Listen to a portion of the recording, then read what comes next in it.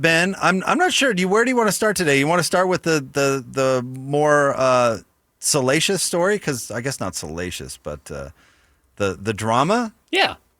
That the University of Utah is suing a Whittingham, but not that Whittingham. Not that one. They're suing Freddie Whittingham for breach of contract after he left Utah to join Kyle Whittingham at Michigan in January. So basically, there was some money for leaving and breaking his contract, and all the coaches that left paid that except for Freddie Whittingham, who did not pay it, and now Utah is suing to get that payment. They want the buyout, which I think is absolutely fair. Mm-hmm. And they said while he was still employed by the University of Utah, getting paid, he was recruiting players on the team to leave for Michigan while he was still drawing a paycheck for Utah. Now, from Utah. The irony is his brother is also drawing a paycheck from Utah and is also recruiting players from the team. But at this point, Freddie was not supposed to be drawing money from Michigan or working for Michigan. He was still supposed to be working for Utah and was talking to some of Utah's better players to take them to Michigan with him. So, if I'm going to be honest with you, outside of the fact that I don't think this athletic department needs more legal drama, I actually am on Utah's side with this. This is fine. You pay a buyout when you leave. That's standard. That should be expected. And if you're paying for this guy and he's actively undercutting your roster, I guess I don't have a problem with the damages there. I just can't think of a worse time for a team than Utah right now. And maybe the punitive damages they shouldn't be worried about, and they should just be going for the buyout because that seems very black and white. Okay, first of all, I love everything about this story. before I dive in, I love everything about this story. So, first of all, Fred Whittingham refusing to pay is exactly that. This is him being so bent out of shape about how, I guess I should say, they were treated on the leaving Utah. The Whittingham family is so bent out of shape. This is him refusing to pay Utah. Like, his lawyer said, "Hey, Fred, you owe this money." And he said, "Screw them. Yeah. May they pry it from my cold, dead fingers." Paraphrasing. I mean, listen, someone in Michigan would pay that, though. Kyle himself would pay Absolutely. that, though. This is not big money for this transaction. This is not Freddie has a horrible gambling problem and doesn't have the money to cover the contract. This is the middle finger to the University of Utah. You want it?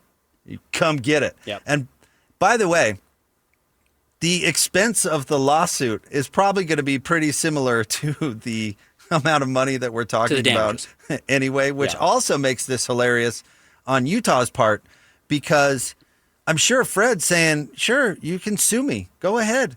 Enjoy the PR problem. You're going to look ridiculous. So, yeah, go ahead. Sue me." And Utah took the bait. Ben, you've been around this business for a while. How much do universities care about assistant coaches? Not a whole lot. Less than zero. They don't give a good god dang about assistant coaches. They give them 1-year contracts, and they make them beg for their job every year. How many assistant coaches have left in the variety of sports, have left the University of Utah, and they say, "We don't even care about it"? Like, I was surprised an assistant coach even had anything like this in the contract. These assistant coaches come and go all the time. Is Utah throwing around, or anybody else throwing around, lawsuits and this and that? I bet he's not even the first assistant coach in this state to take a recruit with him on the way out the door as he stops her. I mean, it's... And vice versa. And Utah has hired people at other schools that have yet to leave that are probably talking to players to come here in the first place. And are they suing anybody? No, they just go, "You know what? Juice isn't worth the squeeze. It's a measly, silly assistant coach. Why would I give a crap? Stop bothering me with your with your nuisance." But no, they said, "We know it's going to be a PR problem. We know it's not going to be popular, but we don't like you so much. We're going to do it. We're going to sue you." It's hilarious, dude. This whole thing is hilarious. I love the pettiness on both sides. It's really amazing. The both sides not being able to say, you know what, we got to turn the page. Yeah. Freddie, just pay the stupid buyout, turn the page, and go to Michigan. Utah, let the petty man walk. Who cares? Yeah. You're on to a new coach. You have high expectations going on right now. Both sides should grow up and just move on, but both sides refuse to do it, and I'm here for it. I am here for every bit of it. I'm going to be following this case until its dramatic conclusion. Good work from Jason Patacchio at the Salt Lake Tribune. This is what he says. On January 16th, Utah's athletic department claims it sent Freddie Whittingham an email requesting payment and written confirmation of payment terms by January 31st. Freddie Whittingham, the lawsuit says, replied to the email 5 days later on January 21st, disputing that he had to pay damages. In the lawsuit, Utah claims 6 coaches who left for Michigan had liquidated damage provisions in their contract, and that Freddie Whittingham is the only one who hasn't complied. I love it. Very funny. I love it. It's also funny that he's the coach's brother. No, all those other exit fees, or what are they calling them? They have a specific term. Sorry, I just clicked away from the story. Liquidated damages. Uh-huh. Who are the other coaches? Give me Jason Beck. Uh-huh. He didn't cover that. Somebody at Michigan covered it. You know what I mean? When you're making this staff and you're asking Witt who he's bringing with him, and they're saying, hey, we think you should keep this guy on our staff. I think he's really good at this position, whatever, defensive ends coach or linebackers coach or whatever you think is the guy worth keeping, defensive backs coach. I can't even remember who all stayed at Michigan. But they say, and who do you want to bring with you? Obviously, Freddie was in the list. And they say, okay, this is what it's going to cost. They look at the buyouts of all of these public information because these are all, they can easily just write this into Witt's contract. You're right. They probably do have the money already set aside for this. You know, this is not catching anybody off guard. Whittingham is saying, no, don't pay it. But don't pay it. Don't pay it. Yeah. He's saying, screw those guys. And they can sue me. You know what? You know what? This kind of matches in bitterness. Do you remember? You remember when LeBron James left Cleveland the first time and went to Miami, and the owner wrote the angry letter. Mm-hmm. LeBron still said, "You know what? I feel kind of bad, so it's actually going to be a sign and trade. You can get a trade exception for me. That's basically Miami trading its cap room to Cleveland, so they can go out and go above the cap to get another piece." Yeah. It cost LeBron literally nothing. Doesn't cost anyone anything. It doesn't cost anyone anything. It's just LeBron agreeing to be a nice guy. Yeah. When Gordon Hayward left to go to Boston, the Jazz wanted a trade exception. They said fine, at the very least. No, they did not. Gordon Hayward said absolutely not. Right. Boston said... No, the Jazz wanted it. Yes, you're right. The Jazz said, fine, go to Boston, give us a trade exception. Gordon Hayward said, do not do it. I'm signing with you guys outright. I'm not going to do a sign and trade because I'm a bitter man. Right. And I'm not going to give them anything. This is swimming in bitterness. Mm-hmm. This whole story is swimming in bitterness on both sides. Like, it wouldn't cost Freddie himself a dang nickel to pay this contract damages or whatever. Somebody else is. Even Kyle would cover it for him, right? Who cares? Kyle's making $30 million? It's like $25 million to coach football. And has $30 million guaranteed from Michigan. From Michigan. Yeah. No, I was talking about just this year. Yeah, the 13 from Utah, which he doesn't get all at once, but the 13 from Utah, and what is he making in Michigan? 10, right? Something around there. $23 million this year. Kyle himself could cover that. Total bitter move.